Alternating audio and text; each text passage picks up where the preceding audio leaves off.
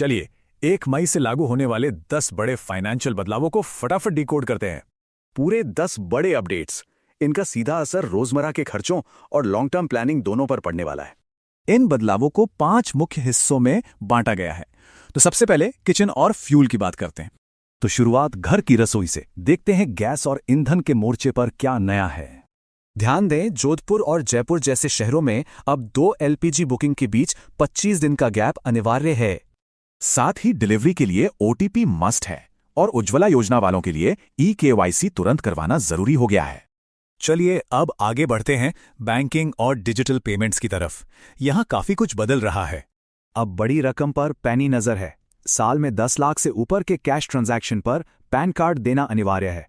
Cash निकालना थोड़ा महंगा हो गया। फ्री लिमिट खत्म होने के बाद एटीएम चार्ज 21 से बढ़कर 23 रुपए लगेगा। और हाँ, कार्डलेस यूपीआई एटीएम विड्रॉल भी अब उसी फ्री लिमिट में गिना जाएगा। लिमिट पार तो एक्स्ट्रा चार्ज तैयार। अब फोकस करते हैं क्रेडिट कार्ड्स पर। इनके शुल्कों में हुए बदलाव जेब पर सीधा असर डालने वाले हैं। एसबीआई क्रेडिट कार्ड्स की बात करें तो अब आउटस्टैंडिंग बैलेंस के हिसाब से अलग अलग टियर वाली नई लेट फीस लगेगी। वहीं बीपीसीएल एसबीआई कार्ड की एनुअल फीस माफी की लिमिट डबल हो गई है, 50,000 से सीधे 1 लाख।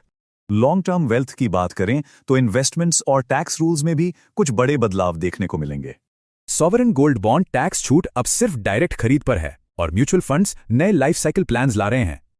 स्टॉक ट्रेडिंग भी महंगी हुई। ट्रांजैक्शन टैक्स अब ऑप्शंस पर 0.15% और फ्यूचर्स पर 0.05% लगेगा। फाइनली कुछ खास सेक्टर्स को देख लेते हैं।